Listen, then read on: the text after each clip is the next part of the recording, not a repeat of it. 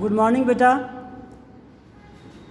आज मैं class 10th की ज्योग्राफी का ये लेसन 5th का लास्ट वीडियो है, वीडियो नंबर 8। इससे पहले मैं इस लेसन पे 7 वीडियो और कर चुका हूँ, अगर आप नहीं देख रहे हैं तो देख लें। और आज मैं ग्रुप में, व्हाट्सअप ग्रुप में इसका क्वेश्चन आंसर भी सेंड कर दिया हूँ, आप लोग नोट्स बना लीजिए। तो आज का टॉपिक है बेटा non conventional source of energy. इसे टॉपिक में पहले हम पढ़े थे एनर्जी रिसोर्स में कन्वेंशनल के बारे में। उसमें हम लोगों ने पढ़ा था coal, natural gas, petroleum, electricity.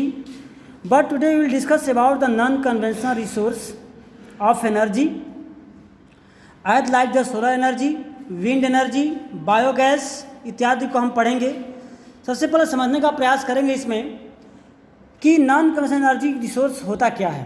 तो देखिए, the growing consumption of energy has resulted in the country becoming increasingly dependent on fossil fuels such as coal, oil and gas. Rising prices of oil and gases and their potential shortage have raised the uncertainty about the security of energy supply in future, which is turned as serious repercussion on the growth of the national economy. जैसा कि जानते हैं कि हमें energy को प्राप्त करने के लिए हम अलग अलग रिसोर्स का उपयोग करते हैं, जैसे कोल, ऑयल, गैस। लेकिन ये हमारे जो रिसोर्सेस हैं ये नॉन रिन्यूएबल है। दैट मीन्स इसको फॉर्मेशन होने में मिलियंस ईयर सेगो लग जाते हैं, मिलियन से टाइम लगता है, जो कि बहुत ही काफ़ी समय है। तो चूँकि जैसे जैसे इसका एनर्जी का रिसोर्स का उपयोग कंजप्शन बढ़ते गया, इसके प्राइस भी हाई होते गए और इसलिए जो कंज्यूमर्स हैं इसका अदर रिसोर्स ऑफ एनर्जी को प्राप्त करने के लिए ढूंढना शुरू हो गया। तो moreover increase use fossils fuel also cause serious environmental problems. Hence there is a pressing need to use renewable energy resource like solar energy, wind, tide, biomass and energy from waste material. These are called non-conventional resource of energy या energy resource. Okay. Next है India is blessed with the abundance of sunlight, water, wind and biomass. It has the largest programs for the environment for these renewable energy resource. That means हमारे country में जो sunlight, water और wind का जो areas है वो बहुत ही largest areas है, जहाँ से हम लोग क्या कर सकते हैं, एनर्जी को प्रोड्यूस कर सकते हैं, एनर्जी प्राप्त कर सकते हैं। ओके। तो सबसे देखते हैं, फर्स्ट पॉइंट हमारा है सोलर एनर्जी, सौर ऊर्जा, जो कि आपको ये नॉन बोलते हैं आपको रिन्यूएबल रिसोर्स, जो कभी समाप्त नहीं होने वाला है। देखते हैं, India is a tropical country. जैसा कि आपको पता है कि हमारे कंट्री के सेंटर पार्ट से ट्रॉपिक ऑफ कैंसर जो है वो पास होता है। It has enormous possibility to tapping solar energy. तो ज़्यादा संभावना बन जाती है कि हम इस सोर्स से एनर्जी प्राप्त कर सकते हैं। Photo voltaic technology convert sunlight directly into electricity. Solar energy is the fast becoming popular in rural and remote areas. The largest solar plant of India is located at Madhapur near Bhuj, where solar energy is used to slice milk scan. That means हमारे country में जो sunlight है उसका उपयोग direct electricity produce होने में हो रहा है और ये बहुत तेज़ी से पॉपुलर हो रहा है, चाहे वो ग्रामीण एरिया हो या फिर अर्बन एरिया हो। जैसे सबसे ज़्यादा उपयोग कहाँ होता है, माधोपुर नियर भुज, जो कि आपको गुजरात के आसपास है। It is expected that use of solar energy will be able to minimize the dependence of rural household on firewood and dung cake. यानी कि सोलर एनर्जी से हो जाने से ऐसा उम्मीद किया जा रहा है कि जो ग्रामीण एरियाओं में जो घरेलू उपयोग के लिए हम लोग फायरवुड यानी कि लकड़ियों का उपयोग करते हैं, काऊ डंग का उपयोग करते हैं, या फिर लाइट के लिए भी उपयोग करते हैं और इलेक्ट्रिक्स वगैरह का, तो सबसे अधिक इम्पोर्टेंस इसका ये है कि इसमें जो पॉल्यूशंस हैं या पॉल्यूटेंट्स हैं वो बिल्कुल ही नहीं होते हैं, which in turn in the contribute of environmental conservation and adequate supply of manure in agriculture. और अगर हम लोग अपने एनर्जी रिसोर्स के लिए सोलर एनर्जी का उपयोग करते हैं तो जो परंपरागत या कन्वेंशनल रिसोर्स ऑफ एनर्जी है जैसे काऊ डंग वगैरह, इसका उपयोग कहाँ करेंगे हम लोग? अपने लैंड्स में, अपने एग्रीकल्चरल फील्ड में लैंड को फर्टाइल करने में उपयोग कर सकते हैं, यानी कि हम इसको चेंज कर सकते हैं। ओके, नेक्स्ट टॉपिक हमारा है विंड पावर, यानी कि हम लोग विंड से भी इलेक्ट्रिसिटी प्रोड्यूस कर सकते हैं। कैसे और ये सबसे अधिक किस स्टेट में होता है, हम लोग यहाँ देखने का वर्क करेंगे। तो India now ranks on wind super power, यानी कि हमारे कंट्री में विंड से पावर सप्लाई के मामले में एक अच्छा रैंक प्यारा है इन द वर्ल्ड, पूरे वर्ल्ड में। The largest wind power farm cluster is located in Tamil Nadu from Nagercoil to the Madurai. Apart from this Andhra Pradesh, Karnataka, Gujarat, Kerala, Maharashtra and Lakshadweep have important wind farms, यानी कि सबसे अधिक जो है विंड फॉर्म कहाँ हो रहा है उपयोग? तमिलनाडु में। लेकिन इसके अलावा आंध्र प्रदेश, कर्नाटक, गुजरात, केरला और मध्य प्रदेश, लक्षद्वीप में भी क्या हो रहा है? इलेक्ट्रिक जो है प्रोड्यूस विंड पावर से किया जाता है।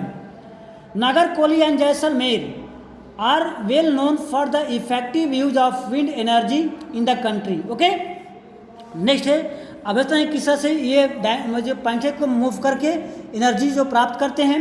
नेक्स्ट आपका है बायोगैस। देखिए बायोगैस क्या होता है और इससे हम कैसे एनर्जी प्राप्त होते हैं। तो आप लोगों ने रूरल एरिया में देखा होगा बायोगैस से आपको कुकिंग करना या फिर गैस जो डोमेस्टिक लाइट का फैसिलिटी है उसको प्रोवाइड करना, उसको कंज्यूम करना। तो serves farm waste, animals and human waste are used to produce biogas for domestic consumption in rural area, यानी कि ग्रामीण इलाकों में, ग्रामीण एरियाओं में जो सर्व, झाड़ियाँ, घास फूस या जो है एग्रीकल्चरल वेस्ट होते हैं, इसको हम लोग क्या कहते हैं? पराली, पुआल या जो गाय भैंस के जो मलबे होते हैं, इसका उपयोग बायोगैस के प्रोडक्शन में होता है, जो बायोगैस घरेलू उपयोगों में काम आते हैं। जैसे decomposition of organic matter yields gas which has higher thermal efficiency in comparison to kerosene, cow dung cake and the charcoal. Biogas plants are set up at municipal, cooperative and the individual levels. The plants using cattle dung are known as the गोबर gas plant. जो हम लोग पशुओं की जो उपयोग करते हैं डंग को, उसे क्या बोलते हैं? गोबर गैस प्लांट। आप लोगों ने नाम सुना होगा, जो ग्रामीण इलाकों में अधिक से अधिक उपयोग होता है। दिस प्रोवाइड ट्विन बेनिफिट, इसके डबल बेनिफिट हैं। एक तो हमें एनर्जी रिसोर्स मिलता है भोजन पकाने के लिए या फिर लाइट के लिए। दूसरी बात है कि जो इसके बाद जो अपशिष्ट बच जाते हैं वो क्या होते हैं? वो काफ़ी हाई क्वालिटी के मैन्यूर जो प्रोड्यूस करते हैं, जो हमारे एग्रीकल्चरल फील्ड में इसका धड़ल्ले से उपयोग हो रहा है। ओके बेटा, नेक्स्ट पॉइंट है biogas is by far the most efficient use of cattle dung. इन सबसे अधिक उपयोग हो रहा है इसका। अब नेक्स्ट टाइडल एनर्जी। अब कुछ ऐसे भी एनर्जी के रिसोर्स हैं टाइडल, जो कि हम लोग टाइड्स जो सुनते हैं, टाइड्स ज्वार भाटा, उससे भी प्राप्त होता है। देखते हैं कैसे। Oceanic tides can be used to generate electricity. Float gate dams are built across the inlet during high tides. Water flows into the inlet and gets trapped. Then when the gate is closed after the tide falls outside the float gate, the water remained by the float gate flow back to the sea via pipe that carries it through a power generating turbine. जैसे बताया मैंने कि electric hydro electricity होता है, वो turbine पे क्या करते हैं? वाटर को हाई प्रेशर से फ्लो करते हैं। इसे टरबाइन क्या होता है? टरबाइन मूव करता है। जब टरबाइन घूमता है ऐसे, तो उसमें कुंडी लगी होती है जो कि आपको डायनामो में होता है, जो इलेक्ट्रिसिटी को जनरेट करता है। उसी प्रकार जब ओशियन बेल्ट्स में, यानी कि ओशियनिक जो एरियाज होते हैं, वहाँ पर जब हाई टाइड्स आते हैं तो अपर लेयर में टैंक बना करके इसको बोला गया है क्या? इनलेट।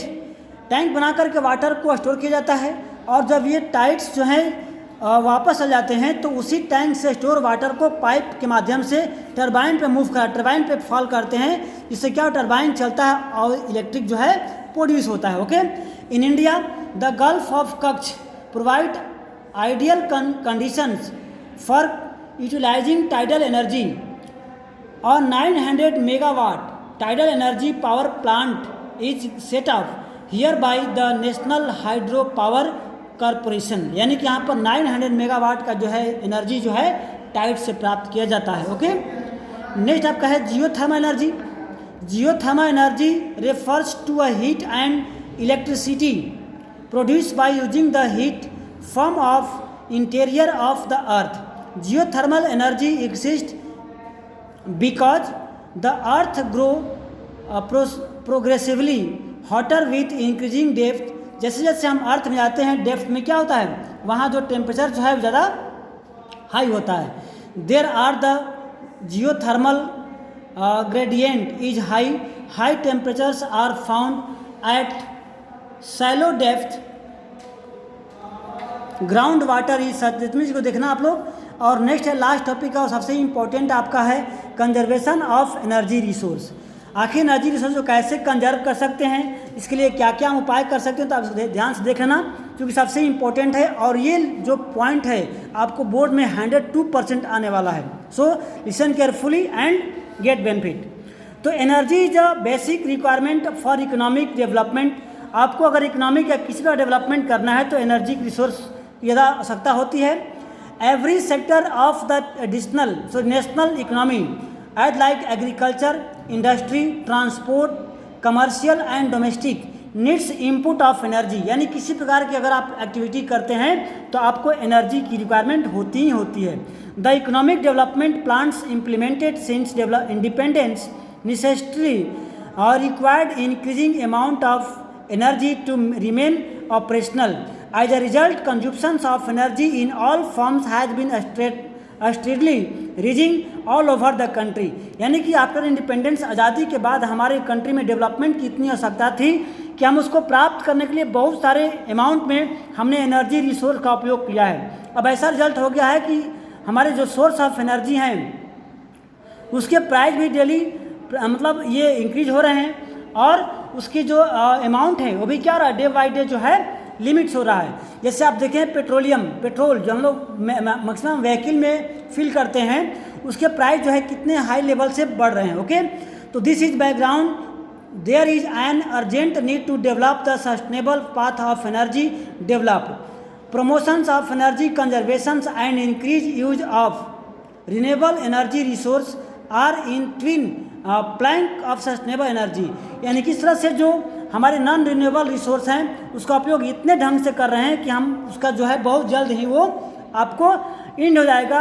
इसलिए हमें क्या होना है, हमें ऐसे एनर्जी रिसोर्स का उपयोग करने की आवश्यकता है या उसको डेवलप करने की आवश्यकता है जो कि आपको क्या हो, रिन्यूएबल हो और कभी समाप्त न हो, ताकि उसको हम लॉन्ग लाइफ तक क्या कर सकें, उसका उपयोग कर सकें। India is presently one of the least energy efficient country in the world और we have to adopt the cautioned approach for the junction use of our limited energy resources. For example, as concerned citizen we can, that means ये बातें दी हुई है कि हम कैसे इसको, तो हमें क्या करना होगा, बहुत सावधानी पूर्वक उपयोग करना होगा इसका। एक यहाँ पर स्लोगन दिया हुआ है कि energy saved is energy produce. अगर हम एनर्जी को सेव करते हैं इसका मतलब क्या है, हम एनर्जी को प्रोड्यूस करते हैं। सपोज दैट अगर हमें आज 1 लीटर या 1 kg एनर्जी का उपयोग करना है, बट हमने क्या किया, उसमें से 200 ग्राम एनर्जी को रिड्यूस किया उपयोग के में, तो क्या हुआ, 200 जो ग्राम एनर्जी बची वो कल के लिए उपयोग होगी। यानी कि मैंने आज क्या किया, आज उसको सेव किया और कल के लिए उसको प्रोड्यूस कर लिया। इस तरह से ये लेसन जो है समाप्त हो रहा है आज, और मैंने इसका जो क्वेश्चन आंसर हमें व्हाट्सएप ग्रुप में सेंड कर दिया हूँ, आप लोग नोट्स कर लीजिएगा। इस लेसन का इंपॉर्टेंट पॉइंट भी आपको नोट्स करने को मैं कहा था स्टार्टिंग से ही, आप उसे भी कर लीजिएगा। और जब नेक्स्ट क्लास में जब आइएगा तो नोट्स को कंप्लीट कर लेते हैं ताकि मैं उसको चेक कर सकूँ और उसको याद कीजिएगा। ठीक है, मैं नेक्स्ट वीडियो में अब नेक्स्ट लेसन 6 जो है आपको पढ़ूंगा, जिसका नाम है मैन्युफैक्चरिंग इंडस्ट्रीज। तब तक के लिए गुड बाय।